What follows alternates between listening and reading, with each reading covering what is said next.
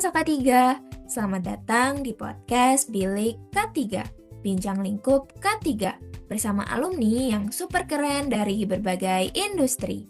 Pada episode kali ini, podcast Bilik K3 akan membawakan tema yaitu Enhancing Operational Safety, Implementing Effective HSE Strategies at PT Traktor Nusantara. Perkenalkan, aku Zil Ayatus Sabita dari S1 Reguler K3 2024 yang akan memandu jalannya podcast hari ini.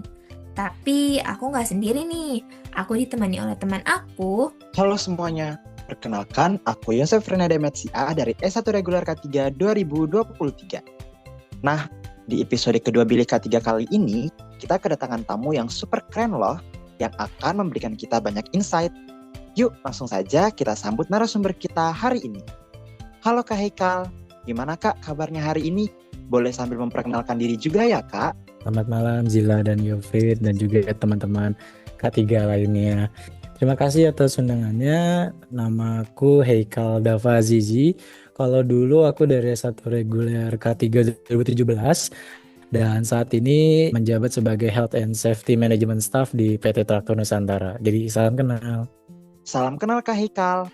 Kalau boleh jujur nih Kak, aku udah penasaran banget tentang budaya K3 dan pengalaman Kakak di PT Traktor Nusantara. Apalagi seperti yang kita semua tahu, PT Traktor Nusantara adalah perusahaan yang bergerak di bidang distribusi alat berat dan mesin industri. Daripada berlama-lama lagi, yuk masa K3 kita mulai perbincangan ini lebih lanjut.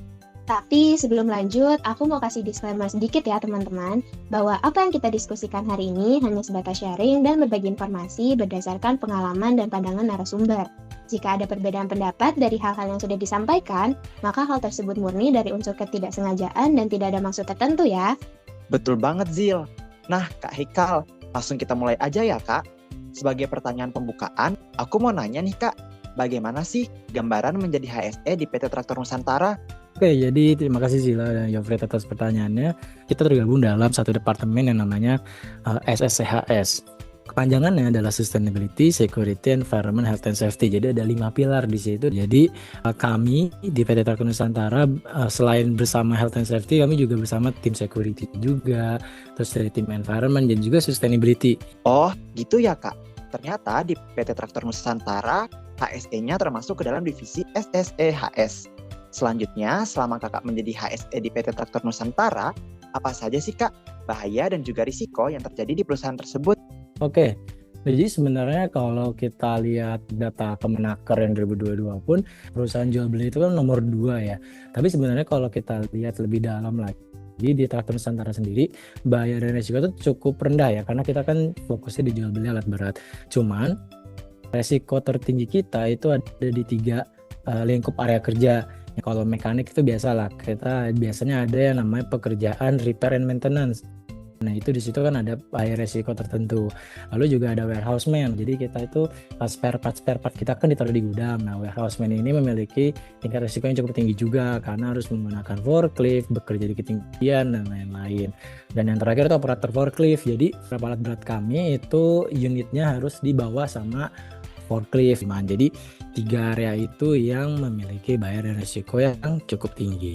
Wah, sekarang aku jadi tahu nih Kak, bahaya dan juga risiko yang ada di PT Traktor Nusantara. Nah, bahaya dan risikonya yang sering terjadi itu ada di bagian mekanik, warehouseman, dan operator forklift. Nah, tadi kan Kak Haikal sudah menjelaskan tentang risiko yang ada di perusahaannya. Kira-kira ada nggak sih Kak tantangan terbesar dalam mengimplementasikan sistem HSE di PT Traktor Nusantara? Oke, menarik sekali pertanyaannya. Jadi apa sih tantangannya ya? Biasanya kita membagi tantangan itu kita anggaplah menjadi 2 ya, weakness dan threat ya. Weakness jadi sebenarnya secara internal kita itu karena sistem ini kita harus mulai dari nol, yang mana kita harus mempelajari terlebih dahulu, tapi kita harus bisa berjalan secara paralel. Terus yang kedua juga dari segi manpower gitu, karena manpower kita banyak, jadi kita itu intervensinya itu harus pelan-pelan juga. Nah, kalau threat ya dari eksternal itu kebanyakan sistem kerja kita tuh di luar, jadi harus ada penyesuaian tertentu dari customer yang menyesuaikan pekerjaan kita, dan itu cukup membuat pekerjaan kita agak sedikit melambat lah. Mekanik juga harus keluar, maka kadang kita itu nggak nemuin nih waktu yang tepat untuk misalnya intervensi, ngobrol, diskusi dan lain-lain. Juga sebenarnya Tantangan yang dari luar itu adalah peraturan-peraturan di Indonesia. Jadi kadang ada peraturan-peraturan yang bisa cepat berubah, ada yang tidak relevan tapi masih berlaku. Nah, itu yang bisa mempengaruhi implementasi K3 di perusahaan kami. Oh, aku jadi paham nih Kak. Berarti tantangan utama HSE di perusahaan Kakak itu dibagi menjadi dua ya Kak? Ada tantangan dari internal, baik itu dari sistem maupun manpower, sedangkan dari eksternal itu tantangannya ada pada penyesuaian kerja dan customer, keterbatasan waktu dengan mekanik, dan juga peraturan-peraturan di Indonesia itu sendiri. Berikutnya nih Kak, aku penasaran juga tentang bagaimana Kak Haikal atau tim HSE di PT Traktor Nusantara itu membangun safety culture pada pekerjanya. Oke, safety culture ya. Karena kalau misalnya teman-teman K3 di UI itu kan pasti kita belajar yang namanya SCML atau Safety Culture Maturity Level. Yang mana sebenarnya untuk mencapai itu kita perlu banyak intervensi nih. Salah satu intervensinya adalah behavior based safety. Di PT Traktor Nusantara ini kami memiliki project ya, judul besarnya adalah safety project. Safety project ini kita terbagi 3. Jadi ada yang namanya tadi behavior based safety. Lalu kita juga menyusun kontraktor safety management system atau CSMS untuk teman-teman vendor, dan juga penerapan job safety analysis dan work permit untuk baik pekerjaan internal maupun eksternal gitu ya. Kalau kita mau ngomongin budaya, berarti kita akan membahas sedikit tentang proyek BBS ini. Nah, perspektif untuk BBS adalah kita melakukan observasi, teman-teman. Kita melakukan observasi ke pekerja yang memiliki risiko tinggi. Nah, atas observasi itu nanti akan muncul skor bekerja aman. Gitu. Skor bekerja aman ini kita analisis nih mana elemen-elemen atau kriteria yang masih beresiko. Nah, yang masih beresiko ini nanti kita akan lakukan intervensi. Ya, kita akan kasih training, kita akan kasih morning briefing dan lain-lain. Jadi supaya spek atau kriteria yang masih beresiko ini bisa berkurang lah atau menjadi lebih baik. Jadi kurang lebih begitu untuk budaya safety di Traktor Nusantara. Oh, jadi gitu ya Kak. Ternyata di PT Traktor Nusantara ada proyek BBS untuk membangun safety culture pada pekerjanya, di mana BBS ini melakukan observasi untuk mendapatkan skor kerja aman yang nantinya akan dianalisis. Dan jika ada risiko yang masih tinggi, maka nantinya akan diberikan intervensi. Oke, setelah Kak Haikal menjelaskan tentang cara Kakak dan tim HSE membangun kesadaran keselamatan para pekerja, aku pengen tahu lebih dalam nih Kak, ada nggak sih pelatihan K3 di perusahaan Kakak untuk memastikan bahwa para pekerja selalu menerapkan aspek safety di pekerjaannya? Oke, thank you Yofri atas pertanyaan. Jadi kalau terkait pelatihan atau training, kami memiliki 3 kegiatan utama nih terkait training. Yang pertama itu tentu aja namanya safety briefing. Jadi safety briefing ini dilakukan untuk teman-teman mekanik. Jadi teman-teman mekanik sebelum bekerja, mereka di pagi harinya akan mengadakan safety briefing. Biasanya itu akan membahas tentang pekerjaan-pekerjaan yang akan datang dan juga evaluasi aspek safety di pekerjaan-pekerjaan yang sebelumnya. Lalu yang kedua safety induction. Nah, safety induction tuh untuk teman-teman yang baru masuk supaya mereka selama di Traktor Nusantara itu bisa tetap menjaga keselamatan dan kesehatannya. Dan yang terakhir itu ada namanya EHS Refreshment. EHS Refreshment ini adalah training 1 tahun sekali untuk seluruh pekerja di Traktor Nusantara. Jadi mereka akan belajar di situ, melakukan pre-test dan post-test yang membahas tentang aspek safety dan health dan juga environment. Wah, keren banget Kak.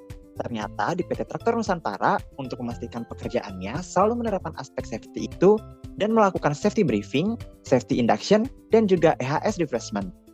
Nah, Kak Haikal, seperti yang kita sudah tahu, kalau PT Traktor Nusantara itu kan bergerak sebagai perusahaan yang mendistribusikan alat berat serta mesin industri. Dan Kak Haikal juga sudah menjelaskan risikonya yang ada. Nah, aku penasaran nih Kak, kira-kira bagaimana langkah-langkah yang diterapkan oleh tim HSE di PT Traktor Nusantara untuk mencegah kecelakaan kerja secara proaktif dan berkelanjutan? Jadi yang pertama nih, kita tentu akan melakukan yang namanya audit gitu, baik audit internal maupun eksternal gitu.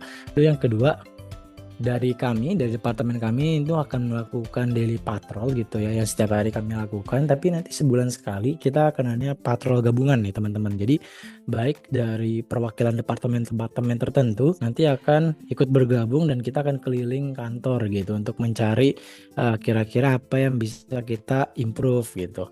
Terus tadi ada safety project, itu kita juga jadikan sebagai upaya kita dan training juga ya tentu aja, dan juga kita mengenalkan yang namanya reward and punishment. Jadi kalau reward bagi yang bisa menjaga keselamatan kerja atau ada lomba K3 itu kita akan berikan apresiasi.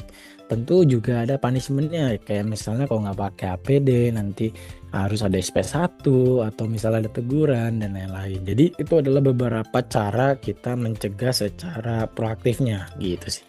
Oh, jadi untuk mencegah kecelakaan kerja, PT Traktor Nusantara itu ada melakukan audit secara internal dan eksternal, melakukan daily patrol dan ada patrol gabungan juga, lalu ada safety project, training, serta ada penerapan sistem reward and punishment. Nah, dari tadi kan kita udah bahas tentang gambaran peran HSE, bahaya dan risiko yang terjadi, serta langkah-langkah dalam penanggulangannya. Selanjutnya nih Kak, bagaimana sih PT Traktor Nusantara melakukan evaluasi dan peningkatan sistem HSE secara berkelanjutan? Oke, thank you Yofred. Jadi untuk kita bisa mengevaluasi itu ada salah satu programnya adalah audit gitu ya. Dan sebagai catatan kami ini kan kalau Traktor Nusantara ini tergabung dalam Astra Group. Kami juga dinaungi juga oleh Sumitomo Corporation.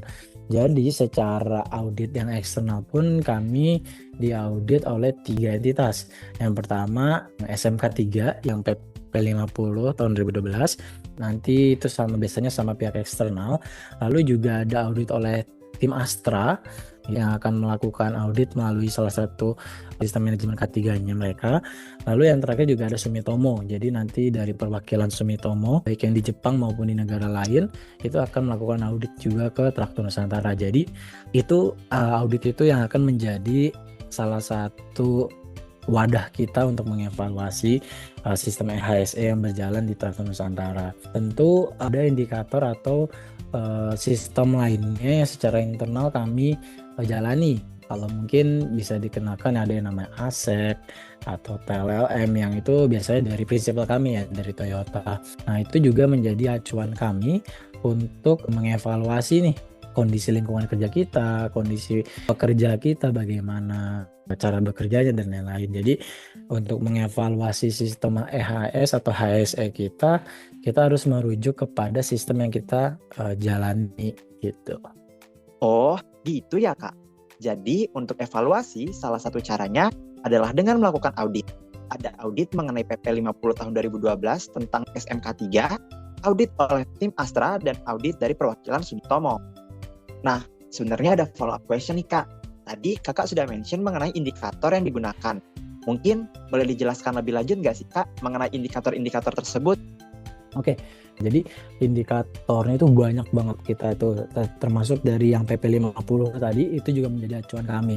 Kalau TLLM terus ASEC itu adalah salah satu sistemnya prinsipal kami yaitu Toyota yang memastikan bahwa kami sebagai dealer mereka itu bisa menjalani pekerjaan kami secara aman dan selamat gitu ya. Jadi mungkin penjelasan sedikit. Jadi kayak misalnya di TLLM. Kalau TLLM itu mengatur misalnya flow bekerja itu seperti apa.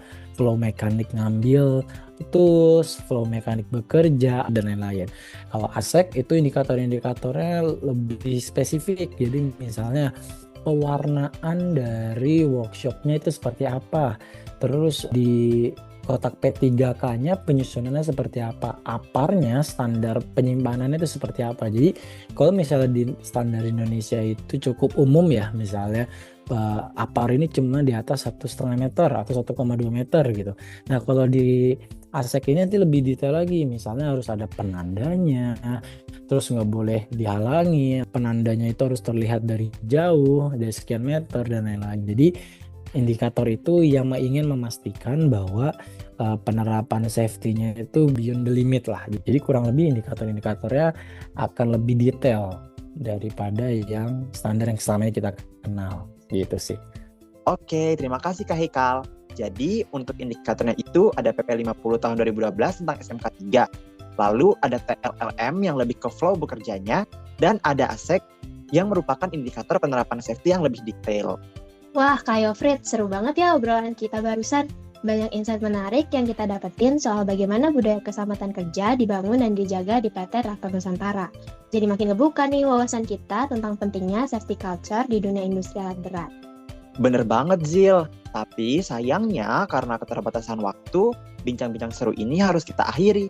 Padahal, jujur aja ya, aku masih penasaran banget tentang safety culture di PT Traktor Nusantara. Nah, tapi sebelum kita benar-benar mengakhiri bincang-bincang yang seru ini, kira-kira dari Kak Haikal ada nggak pesan atau harapan yang ingin kakak sampaikan kepada masa K3 yang lagi mendengarkan Bilik K3 ini? Oke, buat masa K3 ya, atau teman-teman K3 baik yang di UI maupun yang di luar yang lagi dengerin. Mungkin pesan-pesannya dikit aja. Jadi dunia kerja K3 itu dinamis, teman-teman. Jadi teman-teman pasti udah paham kalau K3 itu selain ilmu eksak juga ada seninya ya. Bagaimana kita bisa menyesuaikan K3 ini ke teman-teman yang amat sangat dinamikanya banyak gitu. Jadi pesan-pesan buat masa K3 adalah pelajari sebanyak-banyaknya tentang K3 selama kuliah ini dan juga di luar kuliah. Jadi kalau teman-teman punya kesempatan buat magang, teman-teman ada kesempatan buat melakukan proyek-proyek gitu ya terkait K3, jalanin aja karena itu menjadi bekal yang amat sangat penting buat teman-teman pegang selama bekerja nanti gitu. Terus semangat, jangan capek buat belajar karena sejatinya kalau K3 itu selalu belajar di tiap waktunya. Itu aja teman-teman, terima kasih. Wah, keren banget ya pesan-pesan dari Kak Haikal. Buat masa K3 yang sudah mendengarkan, jangan dilupa ya pesan dan harapan dari Kak Haikal. Nah, itu tadi obrolan kami seputar penerapan K3 di perusahaan distributor alat berat dan manufaktur.